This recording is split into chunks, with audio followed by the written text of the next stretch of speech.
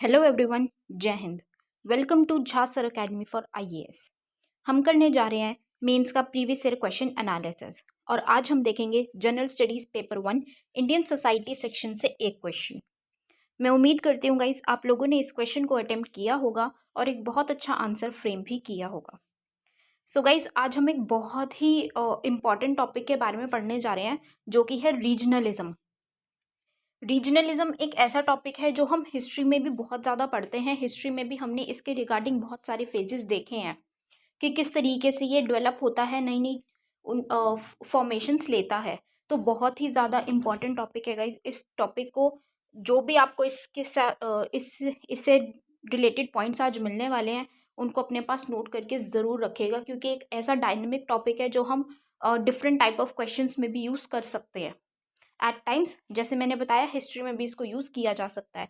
तो इन पॉइंट्स को ज़रूर अपने पास नोट करके रखेगा। It will definitely help you a lot in the near future.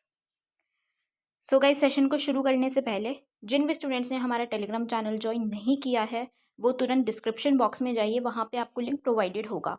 उस लिंक के थ्रू आप हमारे टेलीग्राम चैनल को ज्वाइन कर सकते हैं और उसका बेनिफिट आपको ये होगा कि आपको हमारी सारी पीडीएफ्स का एक्सेस मिल जाएगा जो आप लोगों के लिए अपलोड कर दी जाती हैं फ्री ऑफ कॉस्ट हमारे टेलीग्राम चैनल पे ही। जैसे कि करंट अफेयर्स की पीडीएफ्स हैं या फिर ये जो हम मेंस का प्रीवियस ईयर क्वेश्चन एनालिसिस करते हैं इसकी पीडीएफ्स हैं। और उसी के साथ साथ आप लोगों के लिए जो वीडियो लेक्चर्स अपलोड किए जाते हैं उनका भी डायरेक्ट लिंक आपको वहाँ पे प्रोवाइड कर दिया जाता है। और गाइज अगर आप सीरियसली अपने एग्जाम्स की प्रिपरेशन कर रहे हैं तो मैं कहूँगी कि आपको करंट अफेयर्स के लिए तो बिल्कुल परेशान होने की ज़रूरत नहीं है। आपको अपना टाइम, मनी, एफर्ट्स कुछ लगाने की ज़रूरत नहीं है। All you need to do is आपको सिर्फ रेगुलर बेसिस पे झा सर अकेडमी पे जो आप लोगों के लिए करंट अफेयर्स की वीडियो लेक्चर्स अपलोड किए जाते हैं उनको फॉलो करना है। आपको बिल्कुल कंसिस्टेंट होकर उनको फॉलो करना है। That is more than enough, क्योंकि हमारे करंट अफेयर्स से बाहर का आपके एग्जाम में कुछ भी पूछा नहीं जाएगा। और गाइज हमारा एक जीएस का pre plus mains batch run कर रहा है, बहुत ही बेहतरीन बैच है। आप उस बैच को ज़रूर ज्वाइन कीजिए, क्योंकि उस बैच में आपको जीएस 1 2 3 4 के बिल्कुल ज़ीरो से तैयारी करवाई जा रही है। झा सर आपको खुद मेंटोर कर रहे हैं उस बैच में। और अगर आप बैच की डिटेल्स को प्रॉपर तरीके से फॉलो करेंगे और झा सर के द्वारा दी गई गाइडलाइंस को फॉलो करेंगे तो आपका एग्ज़ाम निकलने से कोई नहीं रोक सकता गाइज। आपका सिलेक्शन पक्का है। तो ज़रूर ज्वाइन कीजिएगा इस बैच को। और हमारा मेंस का भी आंसर राइटिंग बैच रन कर रहा है, आप इस बैच को भी ज़रूर ज्वाइन कीजिए। बहुत ही बेहतरीन बैच है। इस बैच पे आपको 500 प्लस क्वेश्चंस की प्रैक्टिस कराई जा रही है। हमारी एक्सपर्ट फैकल्टी हैं, वो आपके आंसर कॉपीज़ को चेक करते हैं, मिस्टेक्स बताते हैं और इम्प्रूव करने में हेल्प करते हैं। और उसी के साथ साथ आपको हर एक क्वेश्चन के रिगार्डिंग एक सैम्पल आंसर भी दिया जाता है और वीडियो सोल्यूशन भी प्रोवाइड किया जाता है with proper explanation. So guys अगर आप सिविल सर्विसेज की बिल्कुल सीरियसली प्रिपरेशन कर रहे हैं तो आप इन बैचेस को ज़रूर ज्वाइन कीजिएगा। ज्वाइन करने के लिए आप नीचे दिए गए नंबर 9713282838 पे व्हाट्सएप के थ्रू आप कोर्सेज़ की डिटेल्स ले सकते हैं और कोर्सेज़ को ज्वाइन कर सकते हैं। तो चलिए गाइज अपना आज का सेशन स्टार्ट करते हैं। हमारा क्वेश्चन है, do you agree that regionalism in India appears to be a consequence of rising cultural assertiveness? Argue. क्या आप इस बात से सहमत हैं कि भारत में क्षेत्रवाद बढ़ती सांस्कृतिक मुखरता का परिणाम प्रतीत होता है? तो ये क्वेश्चन गाइज जैसे मैंने आपको बताया जीएस 1 इंडियन सोसाइटी सेक्शन से लिया गया है और ये क्वेश्चन यूपीएससी ने 2020 में पूछा था। तो जब हम इस क्वेश्चन की बात करते हैं तो हमें ये पूछा गया है, पहली बात हमसे यहाँ पे हमारी हमारा अग्रीमेंट पूछा है कि हमें क्या लगता है, हमारा ओपिनियन पूछा है कि क्या हम इस चीज़ से अग्री करते हैं, येस और नो, कि जो रीजनलिज्म है मतलब क्षेत्रवाद, कि अपने ही रीजन को, अपने ही एरिया को सुपीरियर समझना, अपने ही एरिया को ज़्यादा इंपॉर्टेंट समझना, रीजनलिज्म जो है इंडिया में, क्या वो जो ये कल्चरल एसर्टिवनेस बढ़ती जा रही है, सांस्कृतिक मुखरता बढ़ रही है, उसका एक परिणाम प्रतीत होता है कि जो कल्चरल एसर्टिवनेस है वो रीजनलिज्म की वजह से ही आ रहा है। ठीक है, तो ये हमें इस क्वेश्चन में बताना है। तो हम इसको उसी तरीके से अप्रोच करेंगे। हम थोड़ा सा इंट्रोडक्शन में बताएंगे कि रीजनलिज्म बेसिकली है क्या, उसके बाद हम अपने मेन पार्ट में उस चीज़ को एक्सप्लेन करेंगे, देन हम कंक्लूड करते हुए अपने आंसर को फिनिश करेंगे। तो चलिए गाइस स्टार्ट करते हैं। Regionalism is the expression of a common sense of identity and purpose within a specific geographical area, united by its unique language, customs, and rituals, etc. तो रीजनलिज्म है क्या? Regionalism एक ऐसा एक्सप्रेशन, हम बोलें एक ऐसा एक्सप्रेशन है जहाँ पे कि ऐसे, ये लगा लीजिए ऐसे लोग, फॉर एग्जाम्पल कि ऐसे लोग हैं जो एक ही आइडेंटिटी अपनी समझते हैं, ठीक है, जिनका एक ही जो पर्पस है वो एक ही रीजन में रहने का कुछ पर्पस है कि वो कुछ चीज़ें शेयर करते हैं, कॉमनैलिटीज़ हैं उनमें, ठीक है, यूनिक लैंग्वेज है, मतलब सेम लैंग्वेज वो यूज़ करते हैं, वही कस्टम्स वो फॉलो करते हैं, रिचुअल्स ट्रेडिशंस उनके सबके सेम हैं, हर चीज़ में उनके कॉमनैलिटीज़ हैं, तो उसको हम कह देते हैं उस एरिया को कि रीजनलिज्म, हम उसको बोलते हैं ऐसी चीज़ों को जहाँ पे कि हर चीज़ में हमें कॉमनैलिटीज़ दिखती हैं, सेम चीज़ वो यूज़ कर रहे हैं, चाहे लैंग्वेज में हो, ट्रेडिशंस में हो, कल्चर्स में हो, एवरीथिंग वो सेम है सभी का, तो उसको हम कह देते हैं रीजनलिज्म। अब रीजनलिज्म दो टाइप्स में हो सकती हैं, वो पॉजिटिव सेंस में भी यूज़ किया जा सकता है और नेगेटिव सेंस में भी यूज़ किया जा सकता है।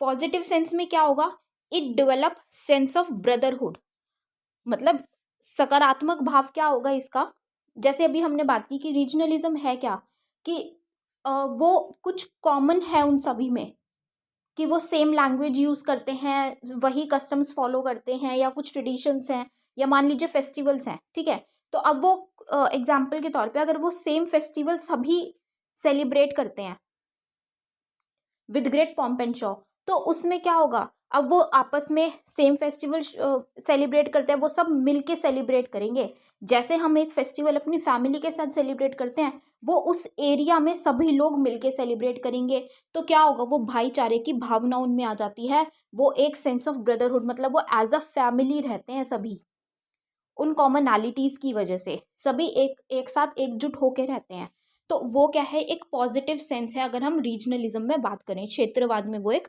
सकारात्मक भाव है कि उनके अंदर भाईचारे की भावना विकसित हो जाती है।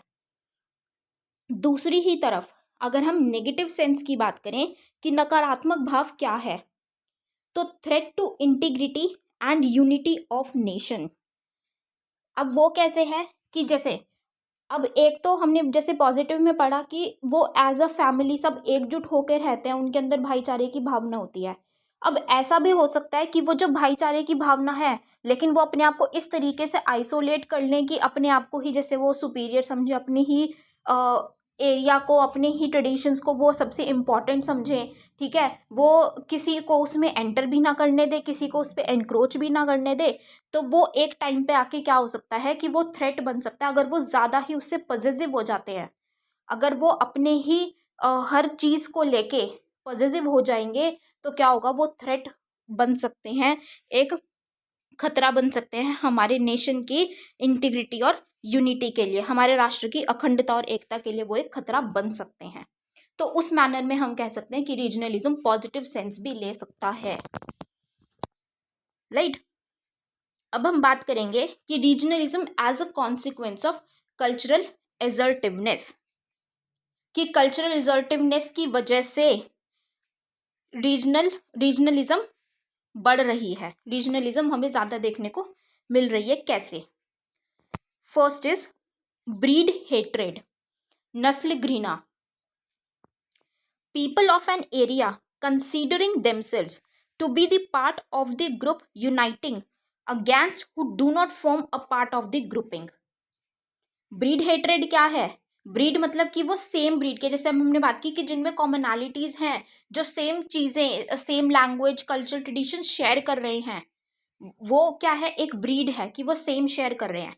अब वो तो उनके अंदर तो भाईचारे की भावना है, वो तो एक दूसरे के लिए खड़े हैं, लेकिन अभी मैंने क्या बताया था नेगेटिव सेंस में भी, कि जो उनके साथ नहीं है, जो उनके ग्रुप का पार्ट नहीं है, वो उनके लिए क्या हेट्रेड दिखा सकते हैं, तो वहाँ पे वो नेशन के थ्रेट, नेशन को थ्रेट करेगा, खतरा बन सकते हैं उन नेशन के इंटीग्रिटी और यूनिटी के लिए।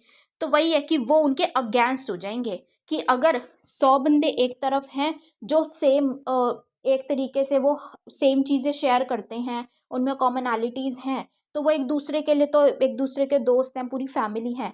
लेकिन अगर कोई एक पर्सन या मान लीजिए कोई अगर एक दूसरा ग्रुप है, चाहे 50 बंदों का 100 बंदों का ग्रुप है, 100 लोगों का, लेकिन वो ग्रुप उनके साथ डिफरेंसेस हैं, मतलब कि जो उनके ट्रेडिशंस है और जो उनके ट्रेडिशंस है दोनों में डिफरेंस है, लैंग्वेज में है या वो उनका पार्ट नहीं है, तो क्या है कि वो उनसे क्या करेंगे, नफरत करने लग जाएंगे और वो उनके अगेंस्ट हो जाएंगे।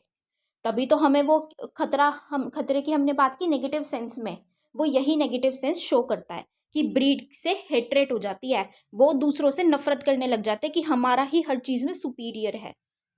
एग्जाम्पल के तौर पे हम बात करें तो violence against the north east people in Bangalore due two distinct culture, कि जो बैंगलोर में क्या है, जो नॉर्थ ईस्ट पीपल हैं उनको अगर वो वहाँ पे आ जाते हैं तो उनको अच्छे से ट्रीट नहीं किया जाता, उनसे मतलब एक वायलेंट बिहेवियर होता है उनके साथ, वायलेंस होता है, ठीक है, हिंसा होती है उनके खिलाफ। क्यों? क्योंकि उनके कल्चर अलग अलग हैं, तो वो अपने कल्चर को ही ज़्यादा इंपॉर्टेंट समझते हुए दूसरे कल्चर को क्या कर देते हैं, अबैंडन करने की सोचते हैं, दूसरे कल्चर को खतरा पहुंचाने की कोशिश करते हैं, नुकसान पहुंचाने की। तो ये हमें एक एग्जाम्पल के तौर पे देखने को मिलता है ब्रीड हेट्रेड का, राइट। तो ये क्या है, कल्चर की वजह से ही क्या आई है, रीजनलिज्म आ गया है, ठीक है। Next is son of the soil doctrine, मिट्टी के पुत्र सिद्धांत, where certain people of an area claiming to be its original inhabitants puts their claim for the available resources and demands the outsiders to not compete with them। क्या चीज़ है, क्या समझ में आ रहा है सन ऑफ द सॉइल से, कि मतलब जो उसी मिट्टी पे रहते हैं, कि वो अपनी मिट्टी समझते हैं कि हम यहीं पे पैदा हुए हैं, बड़े हुए हैं, खेले हैं, कूदे हैं, काम किया है, सब कुछ हमने यहीं किया है, तो ये हमारी मिट्टी है ना। हमारी इंडिया में तो बहुत ज़्यादा है कि मिट्टी से बहुत ज़्यादा लगाव रखते हैं, ज़्यादातर स्पेशली अगर हम बात करें तो रूरल पीपल। तो वो क्या चीज़ है कि हमारी मिट्टी है, हमारी ज़मीन है, हमारी जगह है, हम यहाँ से रह रहे हैं, तो हम यहाँ पे क्या है, ओरिजिनल इनहेबिटेंट्स है, मतलब कि हम ही यहाँ के मूल निवासी हैं, हम यहाँ पे शुरुआत से रहते आए हैं, हम यहाँ के मूल निवासी हैं। लेकिन तो अगर कोई और उस पर क्लेम करेगा या कोई और अगर वहाँ पे रहने के लिए आएगा तो वो उसको अलाउ नहीं करेंगे, वो उनके खिलाफ खड़े हो जाएंगे कि ये हमारी ज़मीन है, तुम यहाँ नहीं रह सकते हो, ये हमारी ज़मीन है, हम यहाँ के मूल निवासी हैं, यहाँ पे हमारे अलावा किसी का हक नहीं है। तो वहाँ पे अपना हक जमाने लग जाते हैं कि भाई हम शुरुआत से रह रहे हैं तो ये हमारी ही ज़मीन हो गई है। वो दूसरे को उस एरिया में एंटर भी नहीं करने देंगे वहाँ पे कुछ टाइम के लिए भी। तो वो क्या है, उससे भी क्या होगी कि आपने एक रीजन पे, कि आप एक जगह पे रह रहे हो तो आपने उसको अपना समझ लिया, आपने वो रीजन कर दिया ना, वो रीजनलिज्म की भावना यहाँ पे बढ़ गई है कि दूसरे को वहाँ पे आने नहीं दिया जा रहा है। जैसे कि एग्जाम्पल के तौर पे demands like Maharashtra for Marathis, अब ऐसी डिमांड की जा रही है कि मराठीज के लिए ही महाराष्ट्र हो और कोई कम्युनिटी वहाँ पे ना हो, वहाँ पे जो महाराष्ट्र है वो सिर्फ किसके लिए हो, मराठीज के लिए हो, कि वो मराठी की ही ज़मीन है, मराठी की ही मिट्टी है, मराठी ही वहाँ पे रहते हुए आए हैं मराठास, तो उन वही वहाँ पे रहेंगे, महाराष्ट्र मराठास के लिए ही जाना जाए। तो ये डिमांड्स हैं, तो ये भी क्या है, ये अपनी ज़मीन के लिए क्या कर रहे हैं, अपनी मिट्टी के लिए क्या कर रहे हैं, रीजनलिज्म की भावना, हमें क्षेत्रवाद की भावना बढ़ती हुई मिल रही है, right. Next is demand for separate state, पृथक राज्य की मांग, to have an official area designated specifically to a group who is culturally similar, कि मतलब जिनके कल्चर सेम है, वही चीज़ कि रीजनलिज्म में भी हमने क्या देखा था, रीजनलिज्म क्या है कि जहाँ पे सेम कुछ कॉमनैलिटीज़ वाले पीपल रह रहे हैं, कि उनकी लैंग्वेज सेम है, कल्चर सेम है, ट्रेडिशन सेम है, तो वही चीज़ है कि जो सेम कल्चर शेयर करते हैं, जिनका सेम कल्चर है, वो क्या एक ऑफिशियली एक एरिया ऐसा डिमांड कर रहे हैं कि ये उन्हीं का ही एरिया होगा कल्चर के बेसिस पे। जैसे हमने देखा था इंडिपेंडेंस के बाद क्या हुआ था, लैंग्वेज के बेसिस पे डिवीजन हमें देखने को मिला था, ठीक है।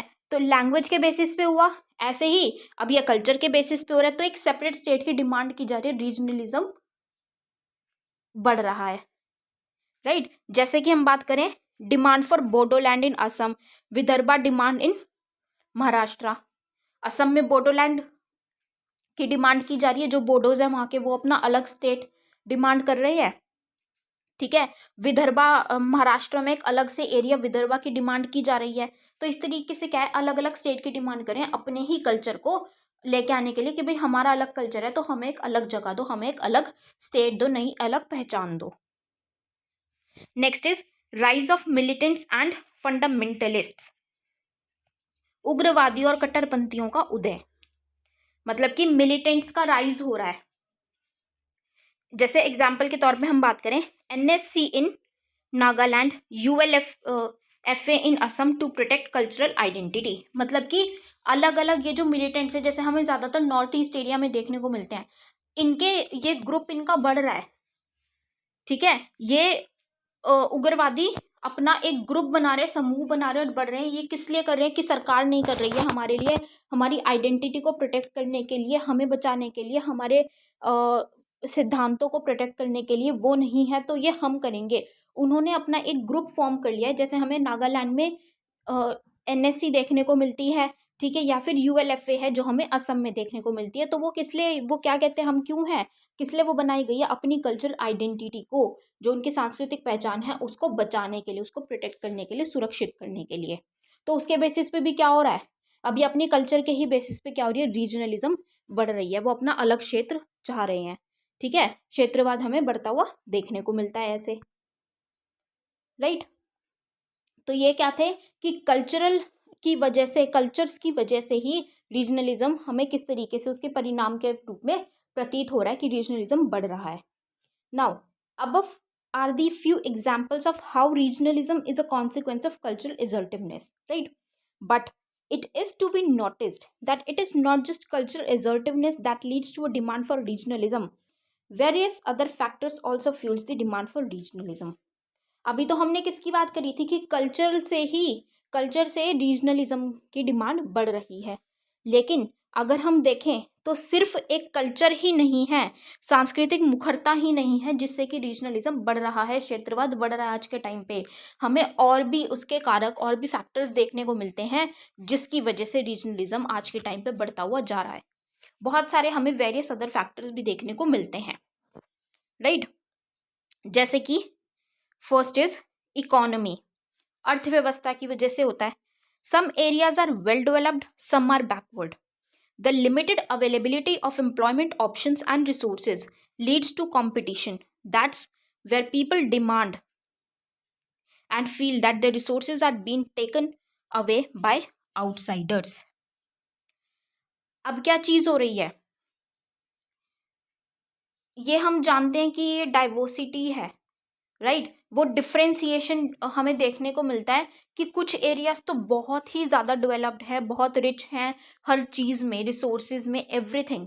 लेकिन कुछ ऐसे रीजन्स भी हैं जो कि बहुत अंडर डेवलप्ड हैं, जहाँ पे उनको हर चीज़ की कमी है, वो कहीं पे भी पूरी तरीके से फुलफिलमेंट उनकी नहीं है, सफिशिएंट नहीं है, देखने को मिलती है हमें। मतलब वो बहुत बैकवर्ड हैं।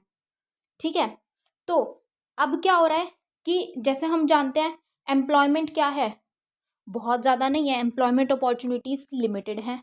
और जो रिसोर्सेज हैं वो रिसोर्सेज भी लिमिटेड है, अनलिमिटेड तो कुछ भी नहीं है। ना ही एम्प्लॉयमेंट अपॉर्चुनिटीज़ अनलिमिटेड है, ना ही रिसोर्सेज अनलिमिटेड हैं, वो लिमिटेड हैं। तो अब जब जो चीज़ लिमिटेड होती है तो उसके लिए कंपटीशन क्या हो जाता है, बढ़ जाता है। क्या चीज़ है कि सप्लाई कम है लेकिन डिमांड बहुत ज़्यादा है। अब डिमांड ज़्यादा होगी, सप्लाई कम है, तो उससे क्या हो जाएगा, कंपटीशन बढ़ जाएगा। जब वो कंपटीशन बढ़ जाएगा तो उसकी वजह से क्या चीज़ें आ जाती हैं कि जहाँ पे मान लीजिए एक एरिया में कुछ रिसोर्सेज अवेलेबल है या कुछ एम्प्लॉयमेंट अपॉर्चुनिटीज़ हैं, तो क्या चीज़ होगी, वहाँ के लोग क्या करेंगे कि भाई हम ही उसका फ़ायदा उठाएं, हमें ही उनका बेनिफिट मिले, वो बाहर से आके दूसरे लोग ना लें। वो किसकी वजह से है, क्योंकि एम्प्लॉयमेंट अपॉर्चुनिटीज़ लिमिटेड है और रिसोर्सेज भी लिमिटेड है। जैसे कि अभी अगर हम बात करें तो अभी क्या चल रहा है, ये जो बिल्स लेके आए जा रहे हैं, जैसे हरियाणा लेकर आई है कि भाई जो लोकल्स हैं उन्हीं को प्राइवेट एम्प्लॉयमेंट में दिया जाएगा। 75% जो लोग हैं वो कितने कौन से होने चाहिए, लोकल्स, ताकि उसका जो बेनिफिट है एम्प्लॉयमेंट का और रिसोर्सेज का वो लोकल्स को ही पहले मिले, फिर आउटसाइडर्स को मिले। ठीक है, तो वो हमें क्या देखने को मिल रहा है, इकोनॉमी की वजह से भी रीजनलिज्म बढ़ रहा है। नेक्स्ट हम बात करें political, to have a strong political standing and a unique political identity, कि अपने ही एरिया में, कि हमारी ही कोई बाहर से आके हम हमारे एरिया को गवर्न ना करने लग जाए, हमारे एरिया के पे आके कंट्रोल ना करने लग जाए, हम ही पॉलिटिकली उसको देखेंगे, हमारी ही आइडेंटिटी होगी, उसके लिए भी क्या हो रहा है, रीजनलिज्म बढ़ता जा रहा है। नेक्स्ट हम बात करें social, to have an unique social identity, protect one's custom language etcetera.